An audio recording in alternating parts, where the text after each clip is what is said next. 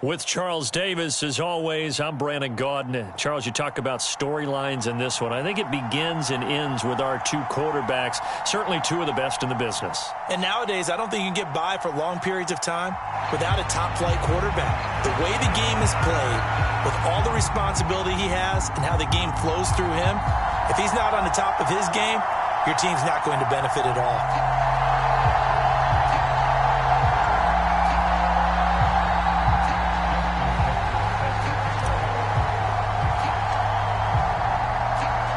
Justin Tucker set to boom this one away. And off we go in Madden Ultimate Team.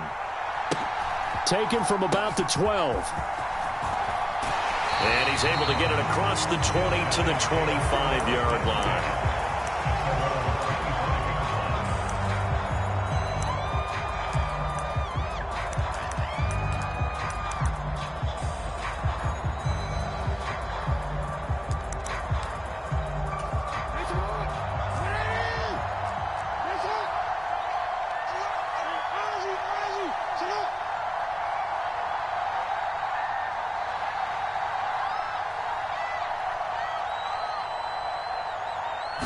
Jackson, first play, going to throw. And he will not make it back to the line of scrimmage as he's going to be taken down.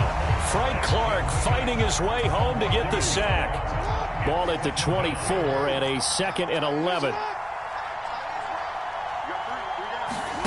Another try after the first down sack. Jackson goes right side, complete to Gronk. And he goes out of bounds just shy of the 45.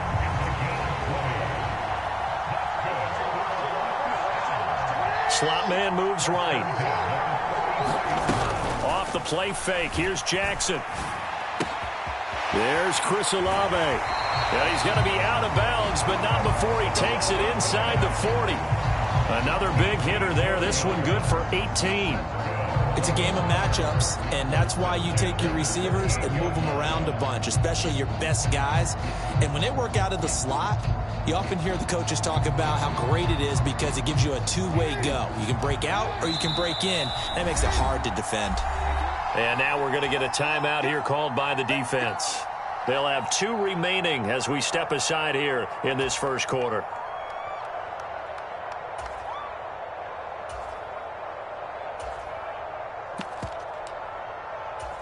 So here's a 1st and 10 at the 38. And they'll send the slot in motion left. Play action. Now Jackson. Open man left side is Gronkowski.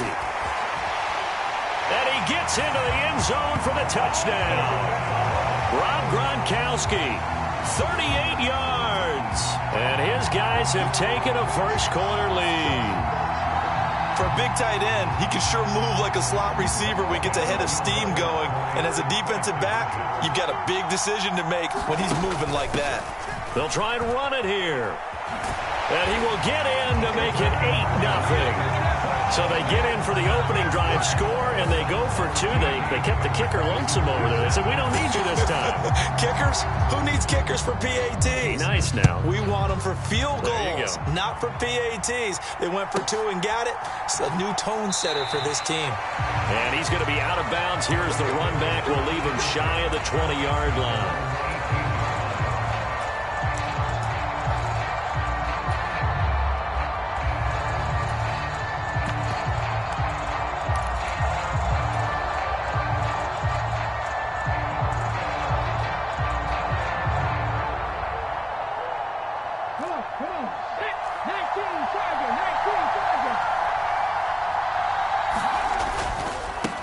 The drive starts with a carry by Dillon. And he'll lose yardage here. Back to the 15. Yikes, a 4-yard loss really sets him back now for 2nd down. Again, it's Dillon. And he'll lose yardage on this one back to the 13. 3rd and 15 coming up after that loss of 2. An interesting and intriguing decision there defensively because they kept extra DBs on the field despite seeing the multiple tight end look that came out for the offense. I thought they were going to switch out of it. I didn't know if they felt they didn't have time or what the case was. Well, in any event, the extra speed allowed for great penetration as they stuffed that one behind the line of scrimmage.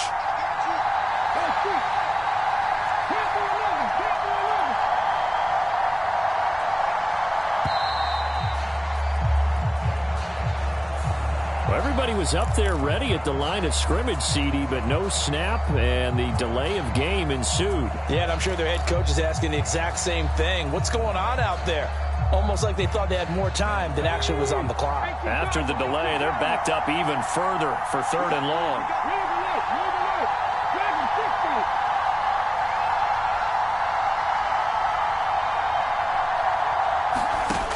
From the gun, here's Smith. Letting one go deep here for Gronk. And that will be incomplete. Well, they weren't scared to let it fly, but it falls to the ground and brings up 4th down. Almost feels like anything you can do, we're going to try and match or do better. We've already seen one touchdown pass from the opposition. They tried to equal it on that throw.